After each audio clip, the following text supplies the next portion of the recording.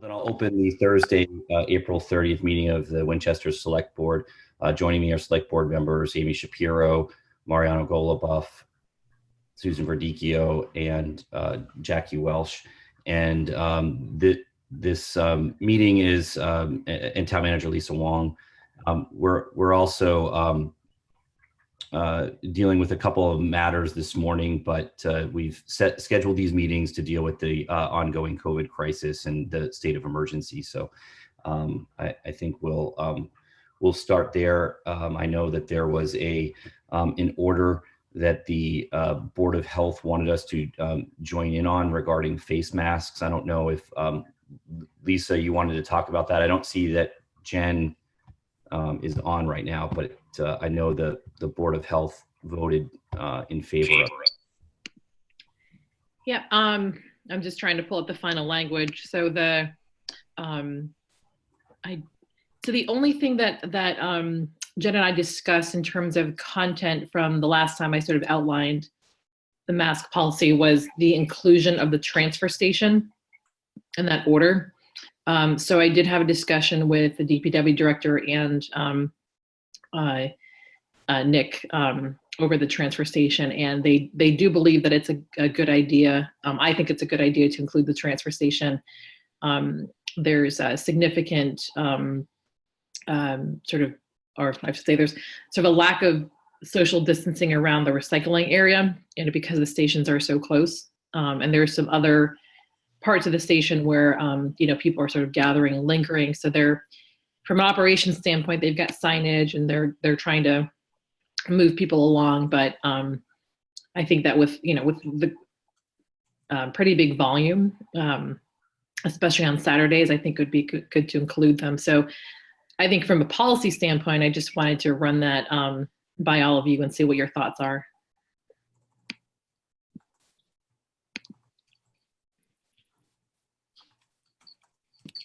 Hi, it's Susan. I would be in support of that. With the reduced hours, there are more people there at any given time. And I've kind of experienced that. That's sort of, you're sort of trying to pass each other. It's tough to do the social distancing, and it's important to have the mask. So I would be in support of that.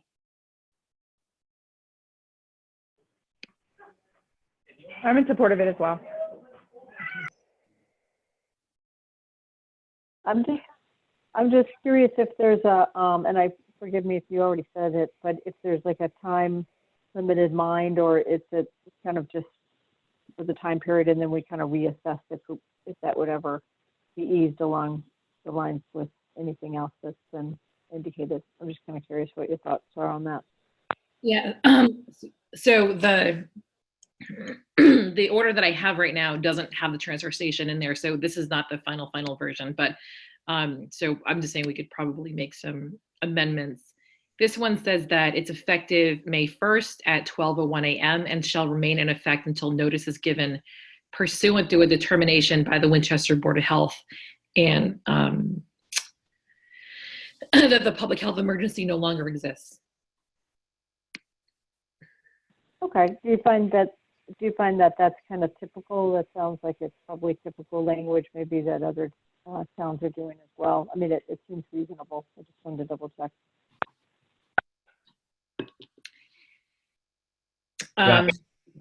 This is Mike. Yeah, I think Jackie, that it's pretty typical of what we've seen, and even a lot of communities are now taking more aggressive steps to require masks, really anywhere outdoors and in public places. So, we're kind of moving week to week and trying to respond to Winchester's needs. But the chamber had raised the issue last week about the requiring masks in essential places. And so, for essential businesses. And so that's what this is really in response to, for, people going into areas where we know there's going to be, more a higher contact area. Yes, no, I totally understand. Sounds good. I'm sorry, Jackie, didn't mean to interrupt. Is there a reason why we wouldn't align it to the governor's date of May 18th at this point? And then secondly, at the end of the statement, it talked about when the public emergency is complete. And I don't know that I know the definition of that, a public emergency, public health emergency. I think we'll probably be in it for a long time. So I'm just wondering if that would sort of put us in a bind if we do want to open up or be less restrictive at some point. So Amy, my thoughts on that are that the governor's move to delay the May 4th date to May 18th is simply to basically say that on May 18th, he's either going to extend it or he's going to put in some reopening guidelines. So after May 18th, my guess is that there'll be significant reopening guidelines that includes mask wearing. So I don't think we want to give the impression that the mask is only for the next few weeks. That the mask is really for long. Okay. But that also leads to your confusion where if there's reopening phases in 2 weeks, but they don't still consider it the public health emergency, it's kind of confusing as to exactly, what that means. So you're right that there probably needs to be a little bit more clarity. Okay, thanks. So I'm reading the order now. Thanks for emailing that. So I'm fine with adding the transfer station, since that's a spot where it's not possible to keep the 6 feet of distance required to not have a mask. So I'm in favor of adding a 9th bullet with the transfer station. Yeah, especially when you're looking at the SMART area, which is a lot more concentrated as far as traffic, and with everybody kind of having to use just one bin for trash and one bin for recycling. It's less people, but they're still being really filtered into one smaller space. So I'm glad that the Board of Health decided to add that in.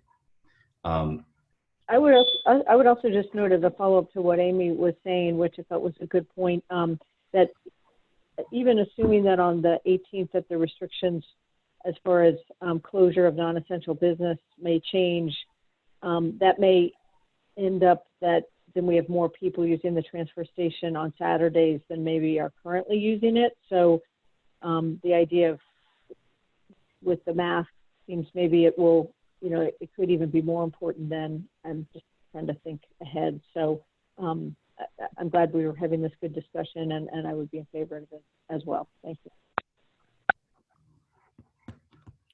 Okay, if there aren't any more comments or questions, then I'll take a motion to approve the emergency order of the Board of Health and Select Board regarding face coverings. So moved. Second. I'll take a roll call vote. Amy? Yes. Mariano? One comment is, so the order that we got from the Board of Health does not include the transfer station. So we're voting on the order of the Board of Health adding a 9th bullet to cover the transfer station. Is that right? Can we amend the vote to that? That's correct. Yep. Okay. So in that case, I vote yes. Okay. Patty, did you get that amendment there as well? I did. So should I just tag it on the end of adding that the suggestion of having the transfer station on the policy? Is that? Yes. Yep. Yeah, that should be part of the motion. Consistent with the Board of Health order. I think that they had changed it on their order. Okay. Kind of in their meeting, so it hadn't been affected yet, but they have approved it. Susan? Yes. Jackie? Yes. And yes for me. The motion carries unanimously 5-0. Okay.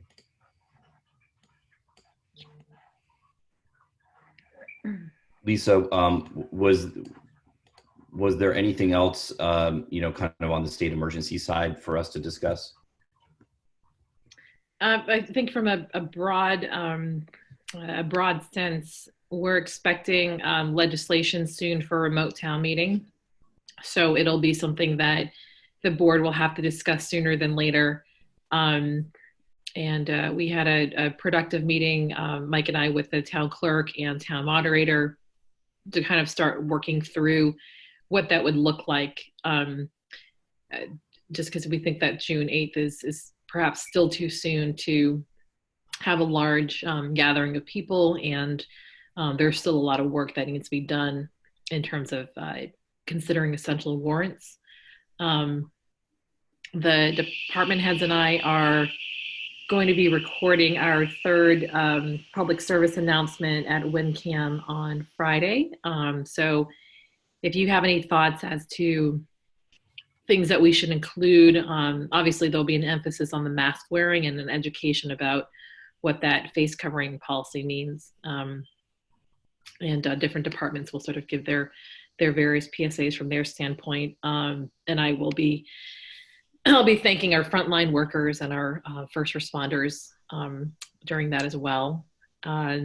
We continue to get the really generous donations from the community in terms of funding, volunteerism, and PPE for critical services. So I just want to thank all the various people who have continued to donate towards those causes. Tonight at 7 p.m., the public safety employees in both Winchester and Stoneham, I don't know if any other towns are participating, will be doing a drive-by the hospital to thank all the frontline workers. And then tomorrow there'll be sort of another drive-by from a lot of the community to celebrate the class of 2020. The town is working on its own reopening plans. So we're looking at a lot of nuances. So for example, we are looking to bring in a consultant to look at HVAC, because if there's any reopening that happens over the next few months, we're talking about the air conditioning months, and we've seen a lot of recent reporting about air conditioning.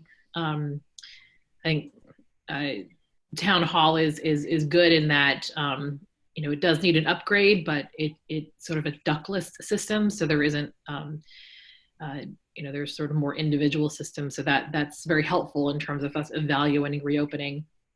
We're also looking at things like plexiglass shields in the customer service area. We're looking at limiting hours and perhaps limiting kinds of services. So we still want to have a lot of online services. We're working with the library to look at curbside pickup and what that looks like. So there's a lot of planning that's in process right now, thinking about the phases of reopening. There's no timeline attributed to each of these phases because yesterday there was still the largest single day of COVID-19 related deaths in the state. So we don't think that we're looking at emerging out of this anytime soon, and we're gonna prioritize safety over everything else. And just want to say that the in terms of further guidance for the public, the realtor order expires, the ones that the town and the Board of Health passed on Monday. So I don't know if there's maybe a thought about starting to talk about what that looks like now so that we can have something prepared for Monday if you want to extend it, but if you want to alter it as well.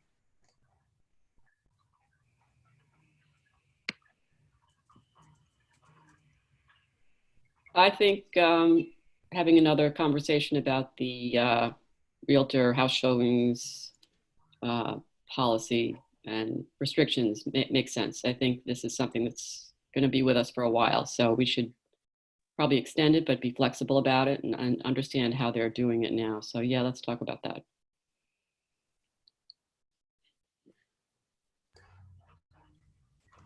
I know a lot of the realtors, whether they be individuals or part of larger firms, have done quite a bit of work on their own as far as evaluating practices, purchasing their own PPE and their own guidelines. And so I think we'll probably hear from some of them in their conversations. I know they've been gathering via Zoom on Fridays to kind of discuss the market impact and the impact of the order that is in place and how to work around that. So they might have some suggestions for us as well that are consistent with their practices. That's my understanding. So I think that they appreciated that the order is in place and are trying to figure out a way to move forward and keep everyone safe.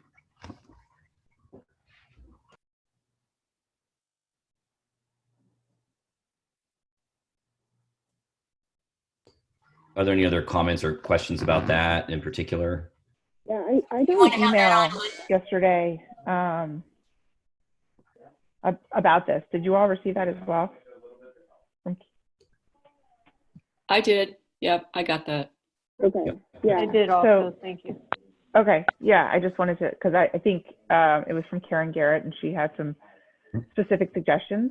So I didn't know if everyone had a chance to look at that and what the thoughts were on that. But I mean, my opinion on this is unchanged, so I don't have any really comments. But I think that the letter was really was good, and it certainly looks like it represents a lot of the realtors in the different offices in town. And they had some specific suggestions about how to safely continue doing showings.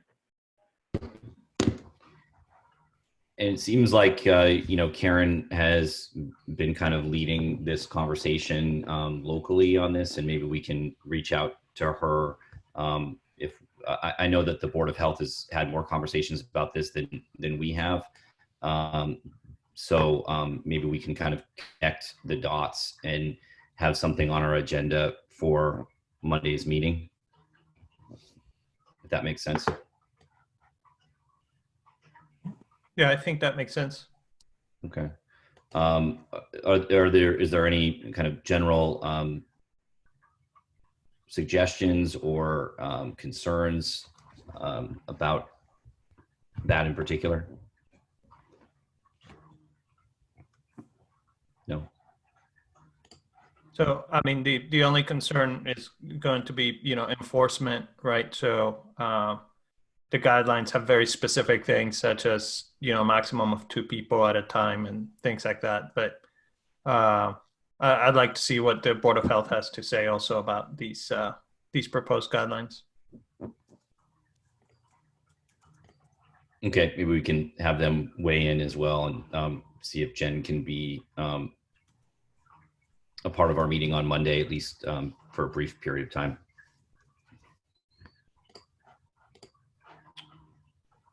Okay. Lisa, what did you want to handle next on the agenda? Can I, I'm sorry, one more thing is the guidelines don't mention anything about properties that are not owner occupied. So, there's going to be issues with protecting tenants who might not be making the decision to allow others into where they live. So I think that that's something that we need to consider, that properties that are not vacant or owner occupied that have tenants, that the tenants have to also agree to it, not just the sellers.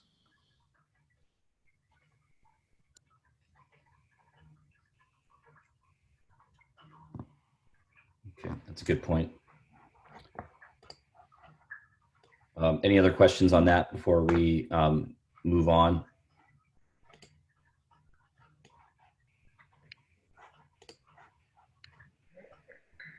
What else, Lisa, did you want to move on to? Yep. So I did want to have a discussion about health insurance. So there were some potential changes that we are looking for the select board to consider. Let's see, I'm trying to get the exact number. So so there's two considerations that we are looking at. So one was the potential addition of another plan called the Focus Plan, which would essentially be very similar to the other plans, but really focus on very specific hospitals. So the list is obviously very comprehensive in Massachusetts because there's a lot of hospitals, but it notably did not include Mass General. So obviously would have been a savings for both employees and the town because of just, not including some of the more expensive options. So it would have taken away a plan. It just would have added another plan that people could choose from if they want the lower cost plan. And the second change that we were looking at was the move from Delta Dental to Guardian Dental. So Guardian is the dental insurance that's associated with Harvard Pilgrim. So it's sort of like if you're bundling your like home and car insurance, you get a savings. So by switching to Guardian, we would have got about a 1% savings because we're bundling the two health and dental insurances. So we have, since I last spoke to you guys about it, we've had an insurance advisory committee meeting in which we kind of explained the plans to all the representative unions, and they advised us to sort of seek a broader pool of people to talk to. So we sort of, modified our very lengthy presentation into just like the basics to get people's feedback. And a lot of people said that they probably wouldn't sign up for the Focus plan. I guess it's kind of late, not a lot of education around it. So we probably won't see significant people changing to that plan right now. And then the second part is the dental insurance. So it gave people the opportunity to kind of see if their dentist was a part of Guardian. So even though the plan is actually could potentially be better in terms of services and is comparable in cost, people like their dentist and they don't want to change. And a lot of people's dentists are not in Guardian. So, so based on just the feedback that we're getting, I recommend that we do not adopt those two health insurance changes for fiscal year 21. So the impact of those potential savings on the budget would have been about $200,000. So that $200,000 savings was, let's see, it was not quite encapsulated in the plan that I submitted to the FinCom in February. So I'm still trying to calculate any net impact of that. That being said, we're still actually in negotiations with Harvard Pilgrim. So my understanding is that we can actually still get, it's because we're in negotiations. I believe right now we've been able to get another $66,000 savings just on the existing plans since I last pushed that for you. So we're still continuing to push for savings. I'm not proposing that we move forward with the two additional options that could have produced more savings.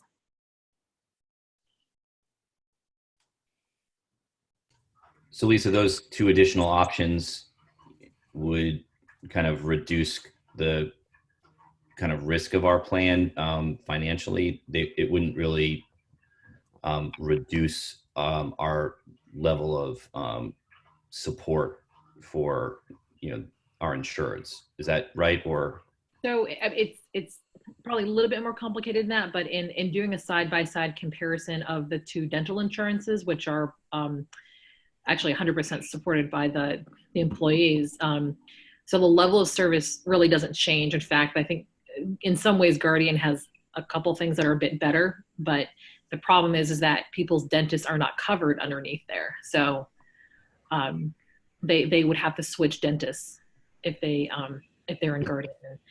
That is considered not the same benefits for a lot of people. And the Focus Network would have, again, been a voluntary additional plan that people could choose. So if people wanted to pay less in health insurance and not have,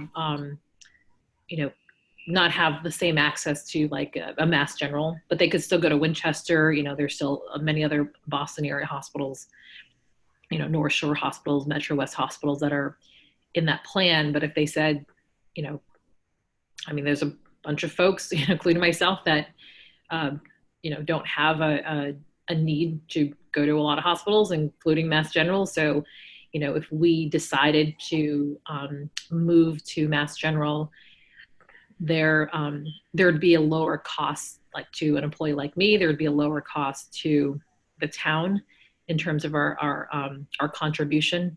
So that would be savings. And then, but if people move to Focus Network who normally wouldn't access Mass General anyway, so it's not like we're saving on that end, because if they're not using Mass General, they're not using it and we're not paying those bills. And I think people who are using Mass General would not move to the Focus Network. They would stay with their existing plan. So, and those aren't being taken away. So I think there might have been minor savings if people move towards something like that. So I had a couple questions. This is Susan. Is Leahy on the list in this focused plan? Refresh my memory, please. Yes. Yeah. Okay. And just remind me of what the increase is and what number are we looking at for our health insurance increase, please? Let me see. We were originally looking at a 6.9% increase for health insurance. So I just want to show you, so this doesn't translate as a 1-to-1 percentage increase over the health insurance line item that you see in the projections. Mm-hmm. The health insurance line item includes multiple things, including this particular, health insurance line item. And you can just see, there's a latest, there's an email late last night from our health insurance company that I think has a little bit more detail as to some of the savings.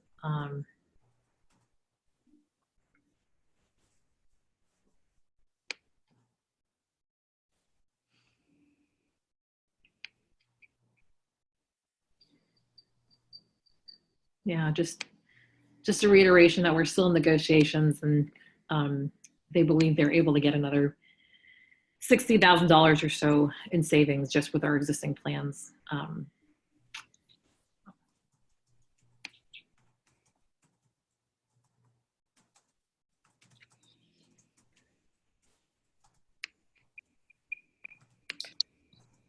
Well, I know people need to be made. Go ahead. Sorry, Susan. When does this decision need to be made?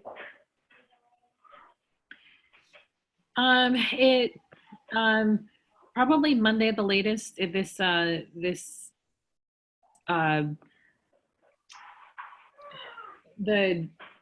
see, we're having a virtual benefits fair, and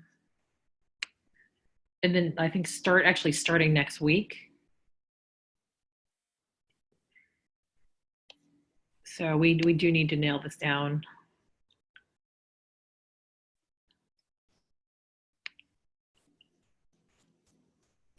Hi everyone, this is Stacy. I just wanted to chime in.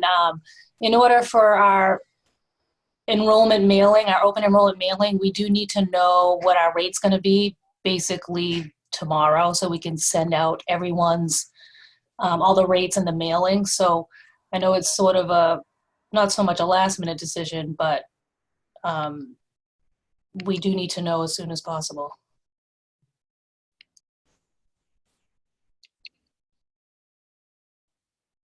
I'm just generally anxious about how much the health insurance market and health insurance in general is going to be impacted by the pandemic.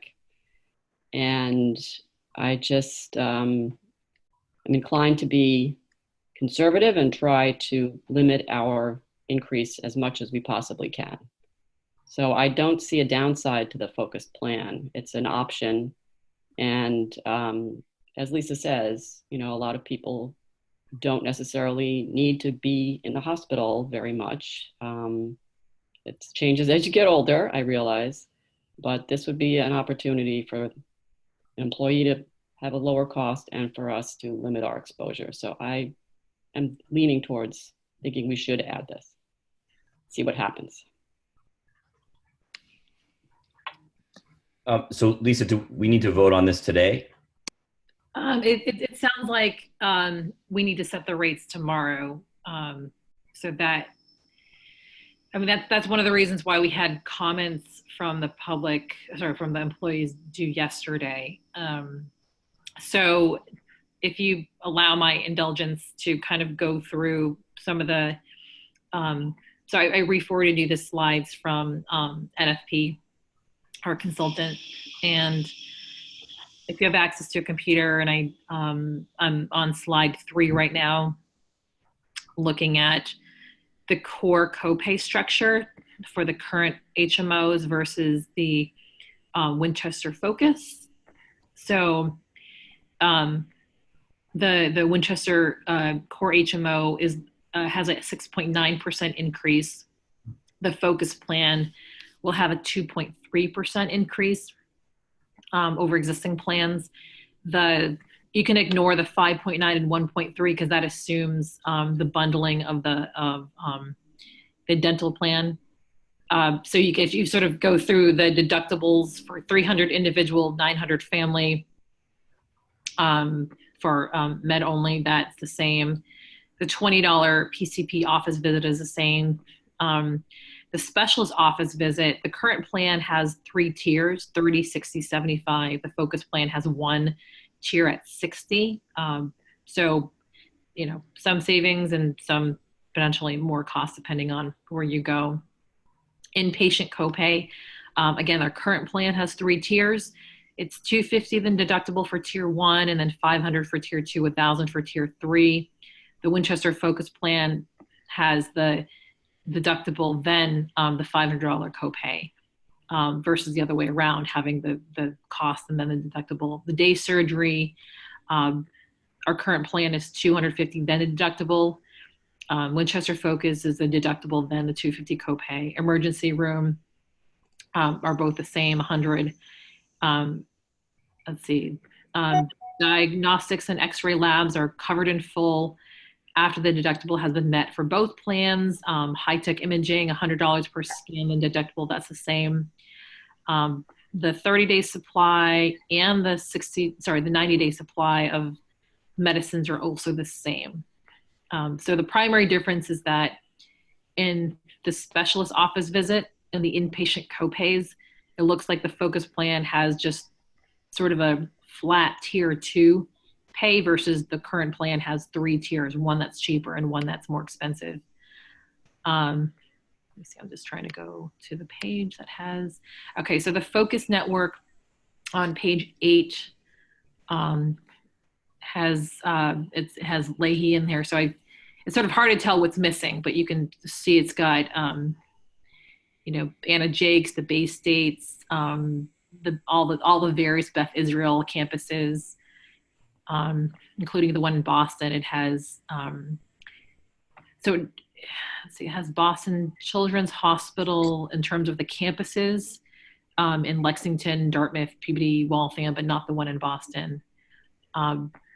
Boston Medical Center, Dana-Farber, Emerson, let's see, the Floating Hospital for Children at Tufts. I'm just skipping through a couple of them that are more local. Leahy's in here, Lawrence, Lowell, Marble, Melrose, Wakefield, Winchester, Mercy West, Metro West, Mount Auburn. So yeah, I mean, significant amount of hospitals here, but you're obviously the notable ones that are missing are Mass General and Boston Children's Hospital. But again, there's some people that don't, would like to have a savings. There we go. Sorry, the excluded hospitals: Brigham and Women's, Cape Cod, Cooley Dickinson, Falmouth, Faulkner, Martha's Vineyard, Mass General, Milford Regional Medical Center, Nantucket Cottage Hospital, Newton Wellesley Hospital, North Shore Medical Center, Salem Hospital, South Shore Hospital, and Union Hospital Lynn. So Children's Hospital is not on that list. Children is authorized. That's why it's not on the excluded list. Okay. It's on slide 5, authorized access. Oh, there we go. Yep, sorry. Yep, 2 authorized access hospitals, Boston Children's and UMass Memorial Medical Center. What were the responses from the surveys? So the primary response we heard from people regarding the focus group was, we won't sign up for it. But I think Susan is right. This doesn't preclude, this doesn't take away from an existing plan. And perhaps, because it was a fairly short, like less than a week time frame between the presentation to the Insurance Advisory Committee and then trying to get the employees to take a look at these plans, their gut reaction is like, wait, no Mass General, I'm not going to do it. But perhaps when they look at the savings and they can see that the services are pretty comparable, we might have some people sign up. So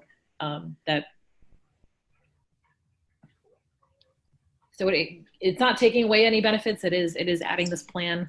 So that would be. So my opinion is, like Lisa said, that it doesn't take away anybody's options. It's an optional plan. It's also an optional plan that doesn't put people at risk. It's not like a super high deductible plan where people sign up for it and then get in trouble later. Emergency access is still available at any of the excluded hospitals for an emergency. So the emergency room is still available at any of those. So I don't see a drawback for us to offer this. I agree that I don't think many people are going to sign up. The individual savings are I will. $7 per month for an individual and $20 per month for family. So I mean, I think hopefully a lot of people will sign up, but I don't see a drawback to having this. I think it's one more option for employees who want it. So I think that's a good thing.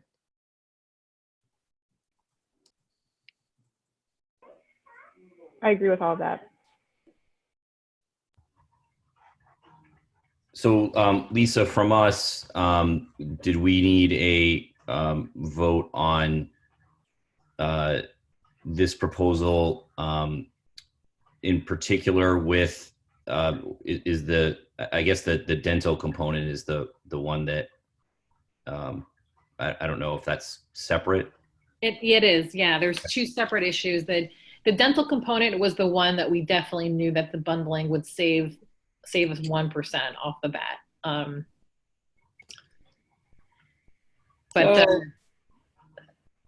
So do you need 2 motions maybe?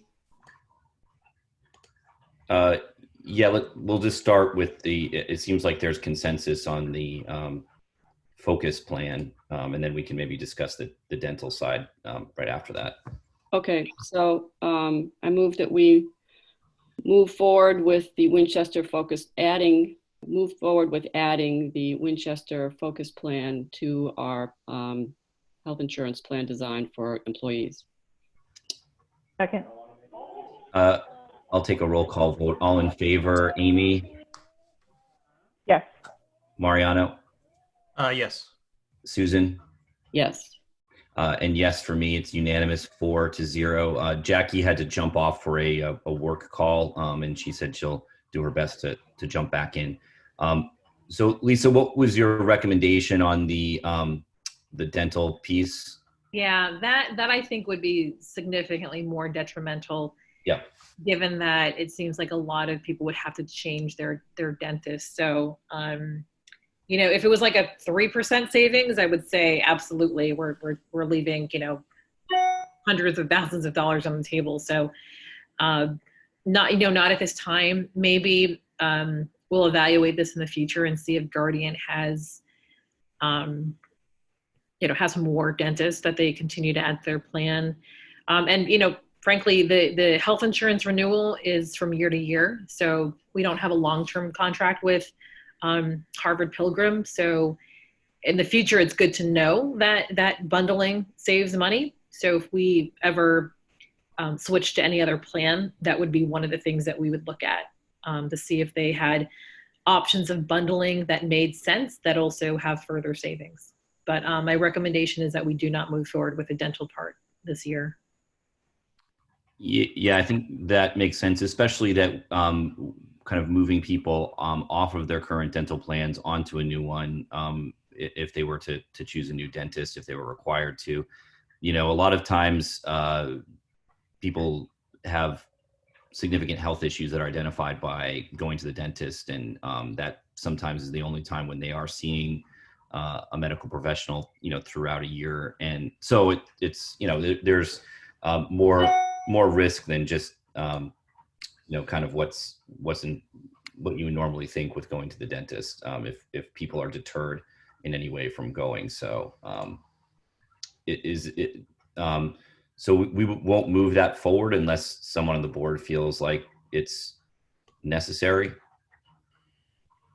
Yeah, I think especially with COVID-19, where there might be dental providers that are not accepting new patients and only servicing current patients, I don't think now's the time to make this change. Yeah, I agree. Let's not require people to change dentists. So we don't need to move forward with a vote on this then, Lisa? Correct. Yeah, we Okay. Because we're not changing anything. You don't have to vote for Delta Dental, right? So you just we'll just sort of leave that as is right now. Okay. Yeah. Thank you. Stacy, while we have you on the line, any other thoughts or input that we need from the board regarding health insurance? No, I think that's good. Just getting their vote on the new plan, which doesn't hurt to add the new plan. It's just an option, and people can see the savings if they want to jump on. And the Guardian, I think the only other piece to that is some of the dental offices weren't open for people to confirm whether or not their dentist even took Guardian. So maybe it's something we send around again and see in the future if it's something that we want to do. But no, that's it. Thanks, Lisa. Okay. And Stacy, just sort of looking at the timeline that you mentioned in a previous email, it says we've got a small window to meet enrollment deadlines. We need all of the enrollment data by mid-May in order to get the deductions processed for June. That's why we've opened enrollment through mid-May. So the teachers get their final paychecks in early June. So we need their enrollment information changes and the new rates as early as possible. So yeah, so this is yeah, some of the teachers only get 21 pays. So and these are like the teaching assistants, and they don't make a lot of money. So we double up their insurance in April, May, and the first checks in June. And so we're already a little bit behind. We've doubled up their checks right now for their deductions, but we don't have the correct rate. So some of these hopefully we can get it done by tomorrow if Ken and Harvard can get back to us with a final number today. So yeah, there's always we're racing for the clock and getting all of the open enrollment letters out to everyone with all the updated rates. It does take, a day or two, especially when we're all remote. So it's hopefully, I think we'll be okay right now, as long as Ken can come back with some numbers maybe later today or tomorrow morning. But yeah, the clock was ticking, so I appreciate you setting the deadlines tighter. Thank you.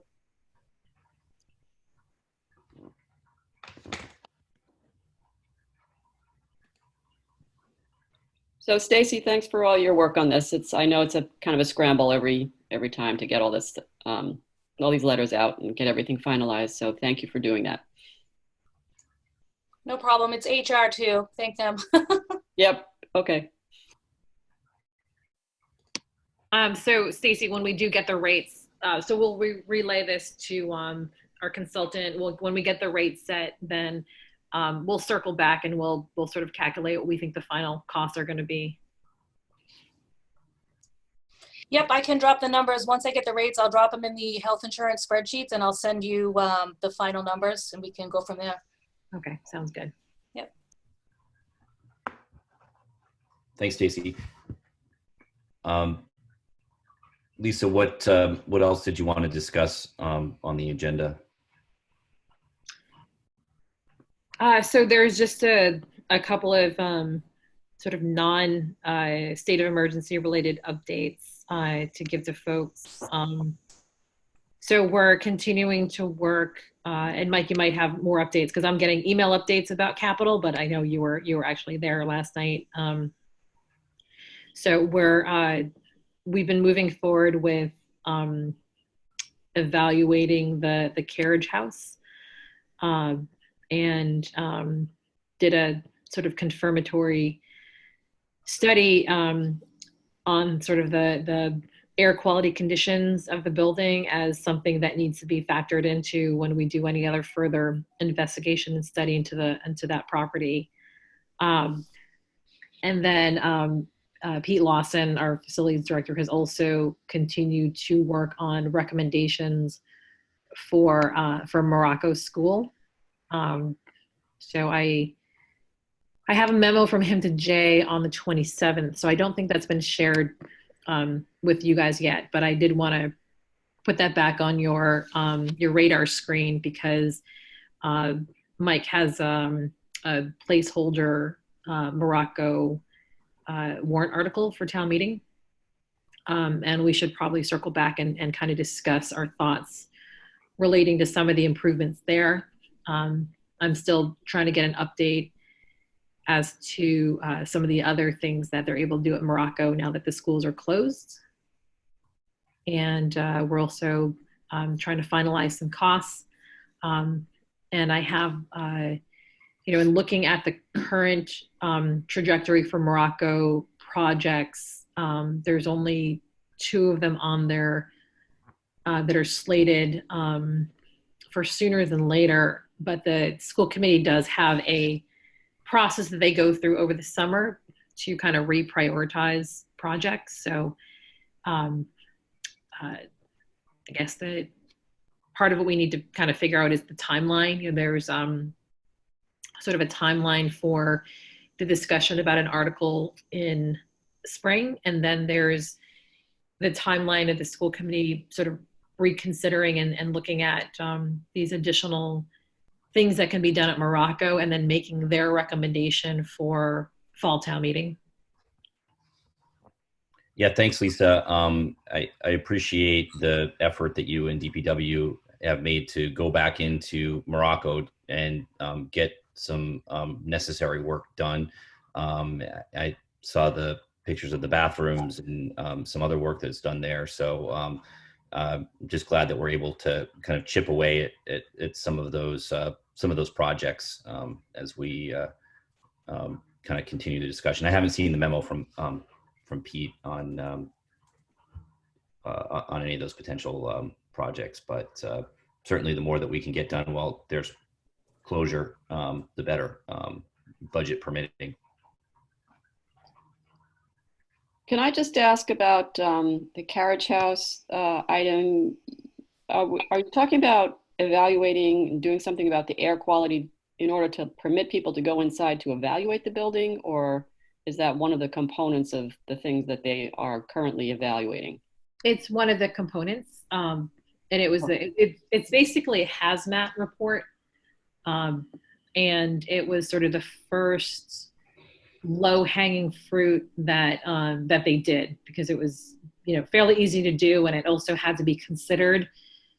So some of the next steps include sort of doing a more structural report and then sort of phasing into looking at feasibility and options and planning.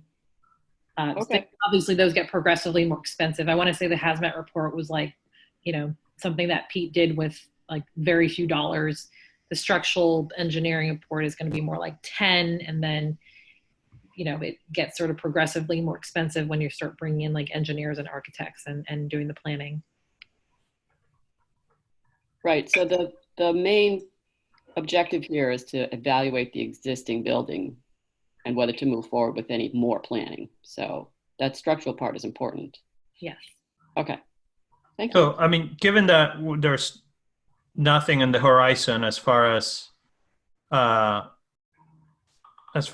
building, since we're going to be, we're looking at Lynch as the next project and Morocco after that. I'm not sure that it makes sense to be spending a lot of money on doing these structural studies that when we might be able to get to that building 3 or 5 years down the line, we will have to redo.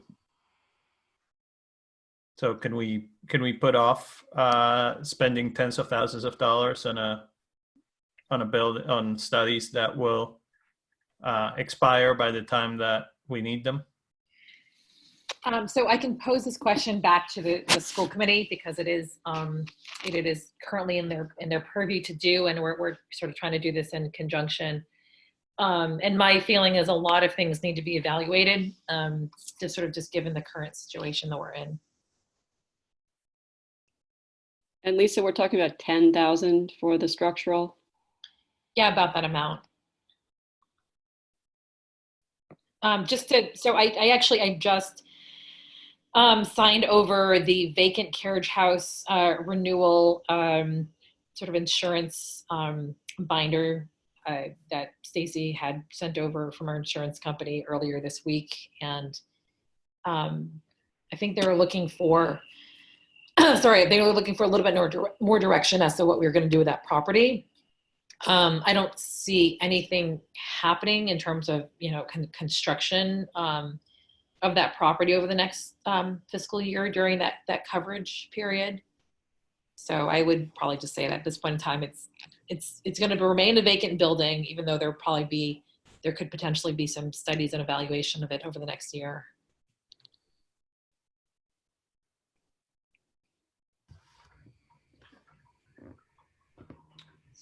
Are there any other questions about Morocco or about the carriage house activity?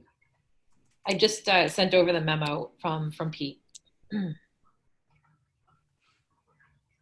Oh, great. Thank you, Lisa. Yeah, it obviously warrants a much further in-depth discussion, and probably good to have, Pete and other folks at the table, but this is just good recent information.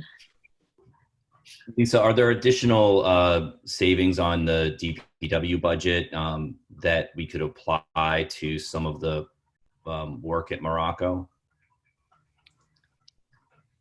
So right now there typically would be savings because we actually have a couple of vacant positions, but we're using the money from those positions to pay for overtime. So we were going to request overtime money from a reserve fund transfer from FinCom to cover COVID-19 related issues, but instead we've been sort of using internal money. So that being said, then it means that there's still money in the reserve fund, but obviously we're trying not to touch that because it's still it's April 30th, so it's still 5 or 6 weeks before town meeting can replenish that fund. And we wouldn't know on the reimbursement side for a long time if we were reimbursed for COVID-related expenses, right? So yeah. And that's only at 50%. Is that correct or no? I don't know, Stacy, if you have, I thought it was more than that. So I know 50% was on unemployment. Okay. Well, What was the question? Sorry. I thought the FEMA reimbursement for COVID-related expenses was more like 70%. I don't know for sure what that percentage is at the time. We would have to put all of our costs together and submit for reimbursement, make sure they are reimbursable from the federal government's eyes, but I don't have any guidance on what their percentage rate is, but I can find out from Rick. And, overtime and related to COVID, would that be something we think is reimbursable? I would think so, yep, as long as we tag it and somehow have in our supporting documentation that it is specific to COVID. Lisa, do you think some of those expenses on the DPW side for overtime are COVID related? Oh yeah, no, they are. They are. We're just, like I said, we're just pulling from internal funding versus going to get a special reserve fund transfer. One thing I'd like to mention is that in the new the Municipal Modernization Act, they changed year-end transfers around a bit. So between May and July 15th, we do have the capability of moving money between previously voted budgets. So for instance, rather than taking money from the reserve fund, we can take from lines here and there if we have to. And all that requires is the select board and the finance committee's vote approving the money to be moved around. We have done this in the past with some last minute things. I've always sent a memo to the select board and the FinCom just highlighting a few little things here and there, but the state has expanded that law. It used to only be for departmental budgets, but now it's any previously appropriated money. So it does give us a little bit more flexibility at the board levels versus having to go to town meeting to move little bits of money here and there. So just something to think about. Yeah, my question was more about if there's a way to kind of target reimbursement for some of these expenses rather than pulling out of our budgets. I mean, obviously we would have to do that on the short term, but it would be nice to get reimbursed from FEMA for those additional expenses that were not anticipated. Yeah, I think what would happen is that we would spend it and we would need the appropriations to spend it now. And then later we'd get the money from the federal government, which would happen in a different fiscal year. So we'd have to spend it, get the authorization to spend it, and then they'd give us money. Who knows how soon they would. I know, that's the question. Yeah, it might be a long time. So we see that Lisa added in the notes, in the chat section, some of the the money related pieces of Pete Lawson's memo. So I know we've got some folks in the room who don't have access to this document right now. So I figured I'd just pull out this. So Pete said, roof replacement, boiler, and electric service upgrades will be my top priorities for this capital cycle. But the list below are some other concerns to the school community. The roof, 1.7 million, boiler, 100,000, electrical service and distribution motor control bank, 1.1 million. It says engineering is required. Exterior doors with added vestibule for security and energy, 200,000. New flooring throughout, including asbestos abatement when necessary, 450,000. General flooring, and $100,000 in ceramic floor replacement.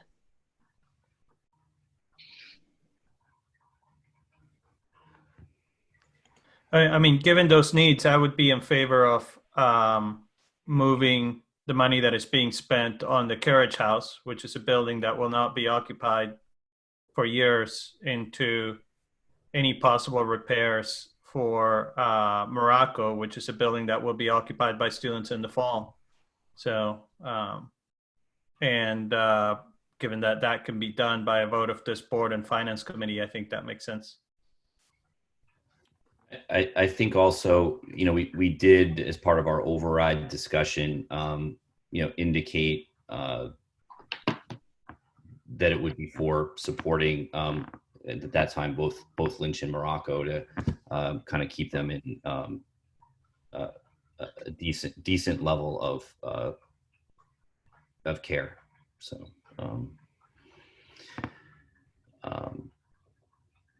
Well, I would just come back and say that according to the school's assessment of their own needs, they're going to need some place for the central office to move. And that's why they wanted to move forward with Carriage House, which is in their plan, to renovate and put the central office there. I know that with Lynch in the pipeline, they would probably go ahead and try to put the central office there, which would not be reimbursed by MSBA, but would be another way to deal with that. But that's many, many years before it's completed, and they're very concerned that they're going to need Parkhurst for students in the coming very few years with all of the housing that's coming along and being built.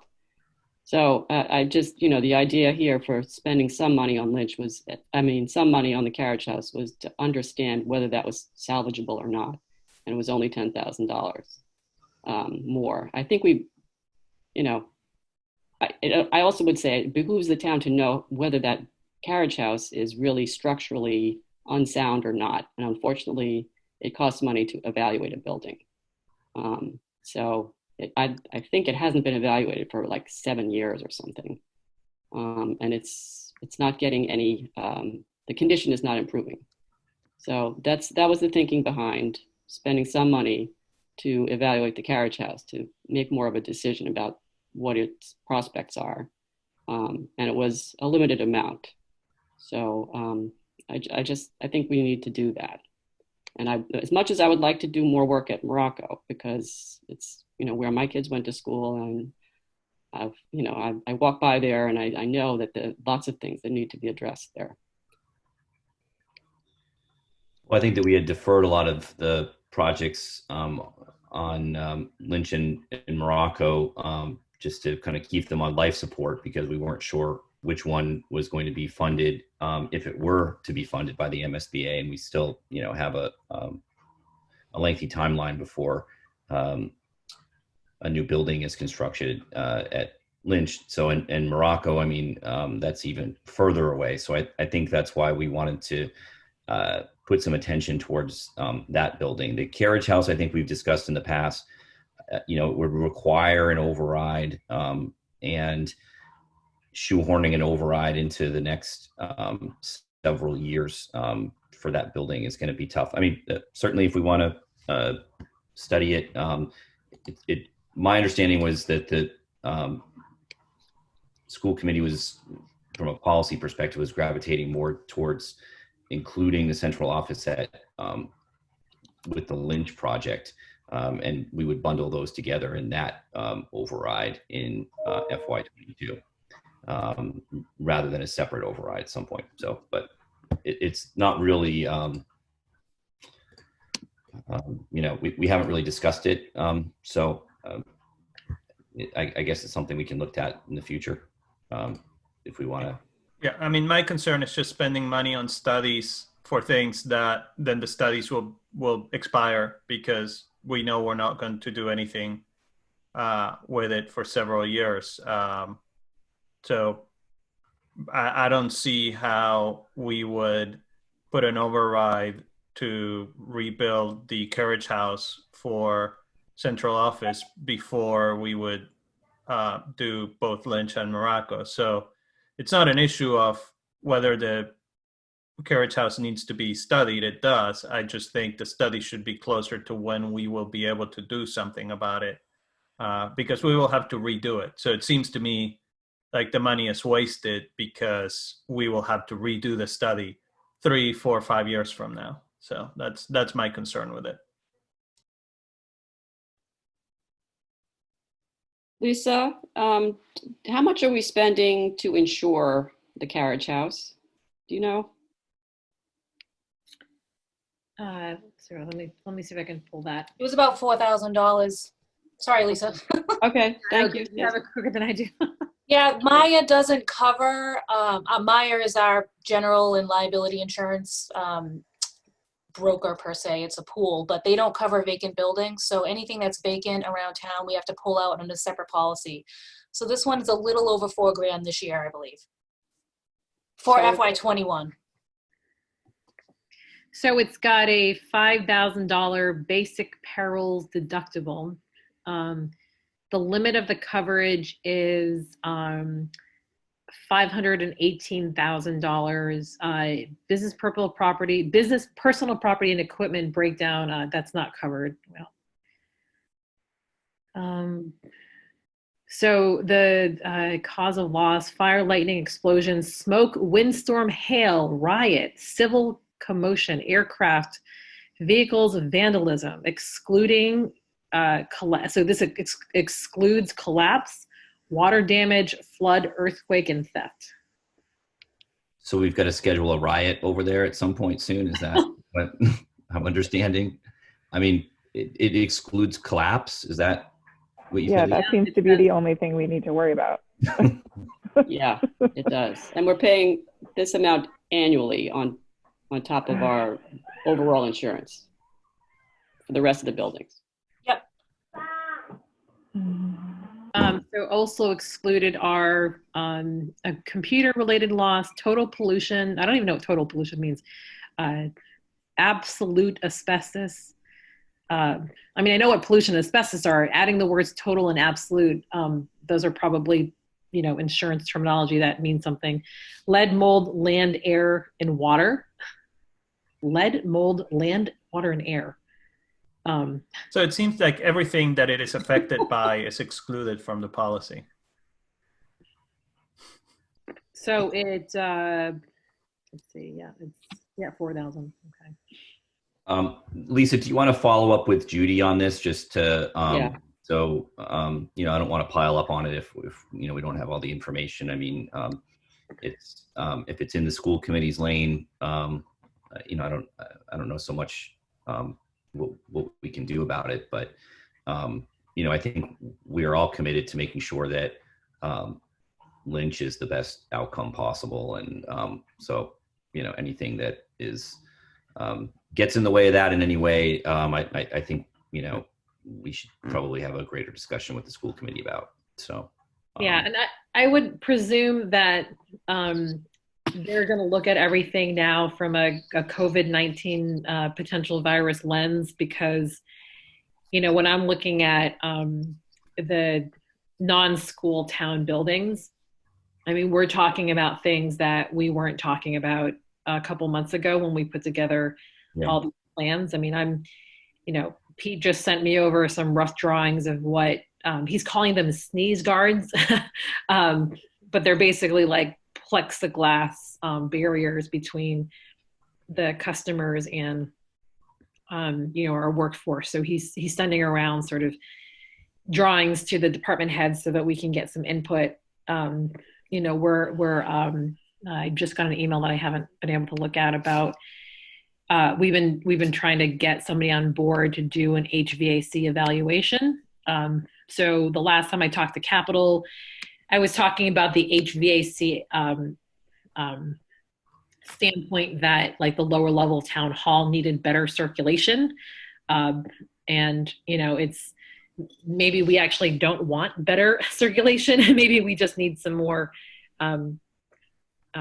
obviously want to increase air quality and comfort, but even thinking about what we would have if we had an evaluation done a year ago, which we probably need that re-looked at. So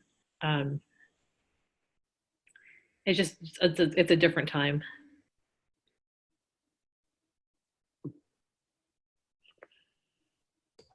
Thanks, Lisa. Was there anything else that we had to talk about this morning? So the Bates Road sidewalk project started today. So if you drive by there, that sidewalk construction is back. The Saltmarsh Pavilion, they had notified us that they were looking to start back up on Monday. I don't know if that will change because of the governor's orders. So I'll have more information on Monday whether that's starting back up again. Is that a contractor or is that DPW who's working over there? The contractor is the one that I think in keeping his staff safe had moved the project back up to May 4th. Okay. It was just from an optics perspective. I got a lot of phone calls when we were enforcing closures and things like that, and then we had a big project right in the town common that was full of people. So I'm glad they pushed it off, and I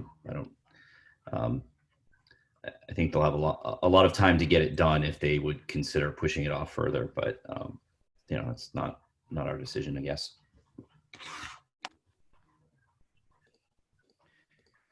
Was there anything else or anything from other board members? So just another general comment in terms of safe social distancing. So we're fielding a lot of operational calls and emails and concerns about, there's some concerns at Davidson Park, and I believe the Conservation Commission is putting that on their agenda. There was some requests to sort of like move hedges or do things from a landscaping perspective to assist with some of the issues that are going down there. We've in certain areas we've put like no parking signs, where people are trying to access the fills and other recreation areas, and they're parking on both sides of really narrow streets such that they're actually blocking the ability of public safety vehicles to go through. So that I still think is under the town manager purview to coordinate.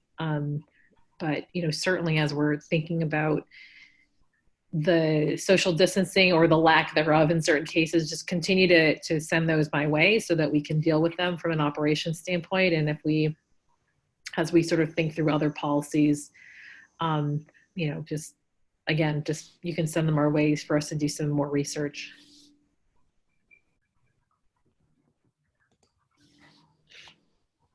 Great, thanks. Anything from anyone else? Nope. All right, we're on for Monday. I'll take a motion to adjourn. So moved. Second. All in favor, I'll take a roll call vote. Amy? Yes. Mariano? Yes. Susan? Yes. And yes for me. The motion carries unanimously 4-0. Thank you. We'll see you soon. Appreciate it. Thank you, Lisa. Thanks, Lisa. Thank you. Take care.